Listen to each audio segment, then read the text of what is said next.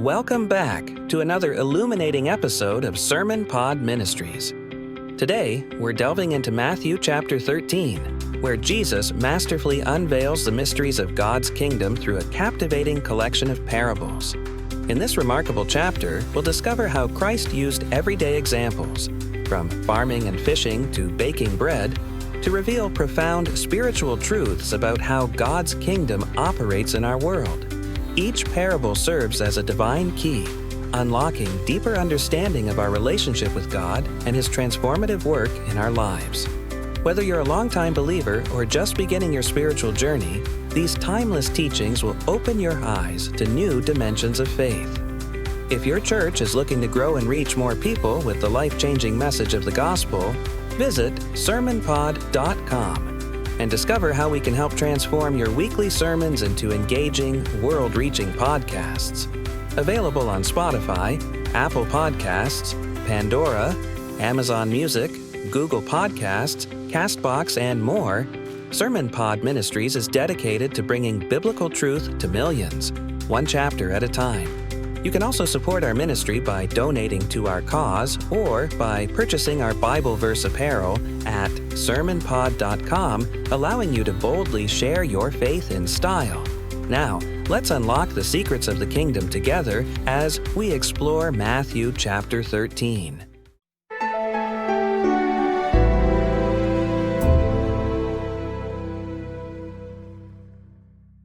Have you ever wondered why Jesus, one of history's greatest teachers, chose to speak in puzzling parables?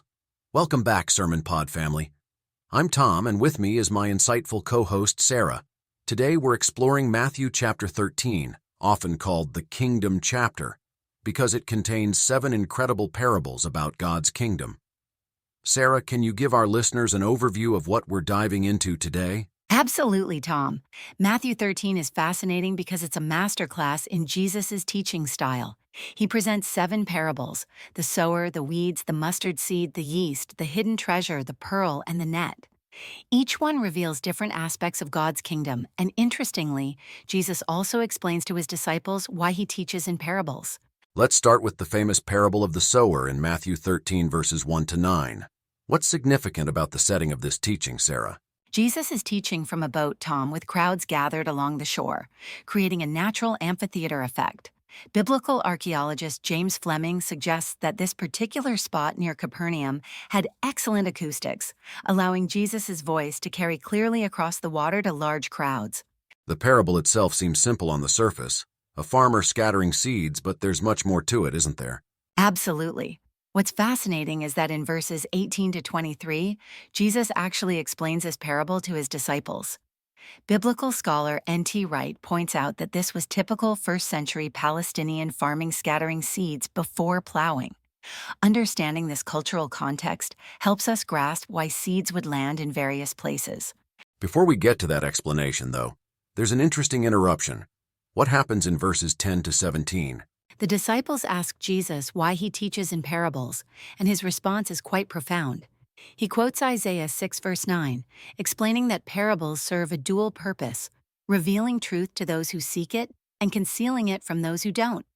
Theologian D.A. Carson notes that parables act as both windows and mirrors.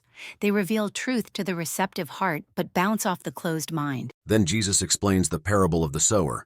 Sarah, can you break down these 4 types of soil for our listeners? The path represents those who hear but don't understand. The rocky ground represents shallow faith that doesn't endure hardship. The thorny ground represents those whose faith is choked by life's worries and wealth. And the good soil represents those who hear, understand, and produce fruit. Professor Craig Keener suggests this parable wasn't just about individual responses to the gospel, but about why Jesus' ministry faced varying levels of acceptance.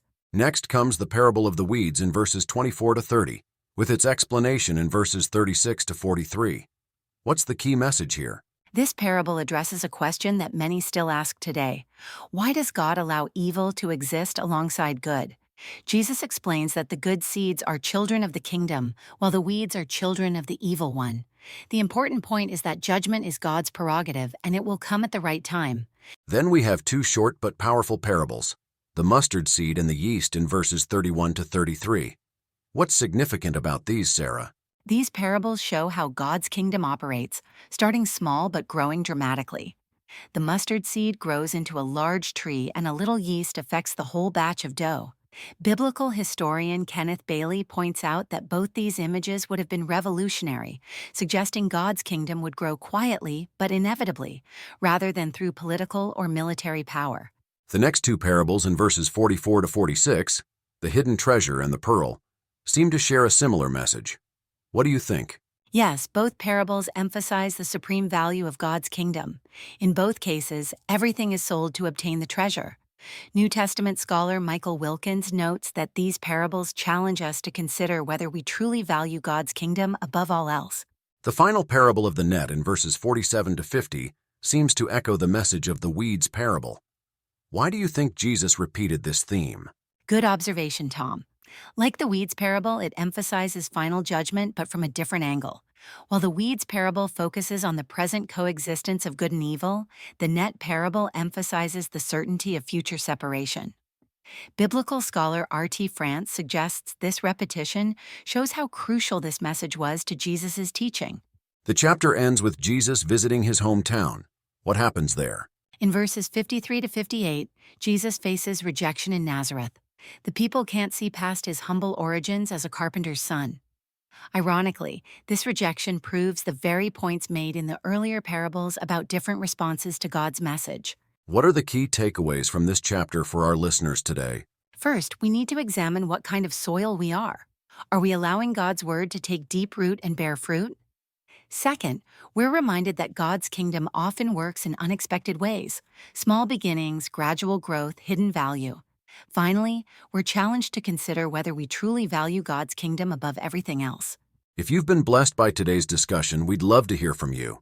Connect with us on Facebook or YouTube by searching for SermonPod Ministries. Share your thoughts or suggest which chapter you'd like us to explore next. And don't miss our next episode where we'll dive into Matthew chapter 14, a chapter filled with dramatic events including John the Baptist's martyrdom and Peter walking on water. Let me leave you with this quote from C.S. Lewis. The kingdom of heaven is worth infinitely more than the sacrifice of anything on earth. Until next time, this is Tom. And Sarah, reminding you that God's kingdom starts small but grows mighty. Keep planting those seeds of faith. God bless.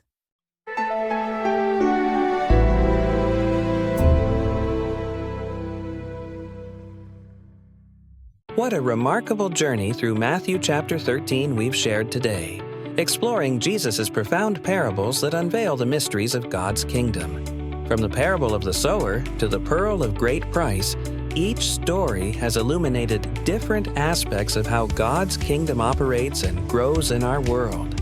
Join us next time as we delve into Matthew chapter 14, where we'll witness extraordinary demonstrations of Jesus' power through miraculous feedings, walking on water, and dramatic displays of divine authority.